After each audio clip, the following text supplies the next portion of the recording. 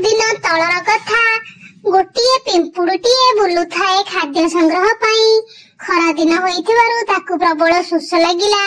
से नदी कूल पड़िथिबा गोटे पत्थर उपरे चढ़ी नदी पानी पीवाकू लागे, किंतु ता शरीर उपर नियंत्रण हराई से नदी पानी रे पड़ी जाए एवं सेठारु भासीवाकू लागे। तेबे सेई नदी कूल गछरे बसिथिबा गोटे कपत पिंपुड़ीटी को बुड़ी जाउथिबार देखि ताकू दया आसीथिला। से गोटे बड़ पत्रटी छिड़ाई पिंपुड़ी आड़ को पकाई देथिला। पिंपुड़ीटी से पत्र रे चढ़ी नदी कूल को लागिथिला एवं तार जीवन बंची जाइथिला। से मने मने कपत को धन्यवाद देथिला। एही भली बहुत दिन गला।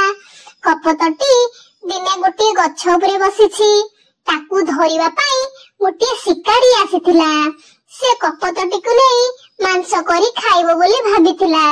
से कपत को धरिबा पई तळे किछि दाना पकाइबा सह जाल बिछेइथिला। तेबे कपतटी जानि नथिला जे सेठारे ता पई विपद अछि। दाना देखि कपतटी झटकिना आसी सेई दाना उपरे खाइबाकू लागिला। तेबे जालरे ता गोड़ फसी जाइथिला। से छटपट हेबाकू लागिला। से चेष्टा करी मध्य उड़ी पारला नहीं। कपत को छटपट हेउथिबा देखि शिकारीटी खुशी होइतिला। कपतटी को सेठारु जाल सह नै जिबाकू बसिला। तेबे एहा देखि दूररे थिबा पिंपुड़ीटी शिकारी पाखकू दौड़ी आसिला एवं कपत को जीवन बंचेबा पई से शिकारी को जोरे कामुड़ी देला। तेबे पिंपुड़ीर कामुड़ा सही न पारी शिकारीटी कपतटी को छाड़ी देइथिला एवं पिंपुड़ी को आड़ेबा को चेष्टा करथिला।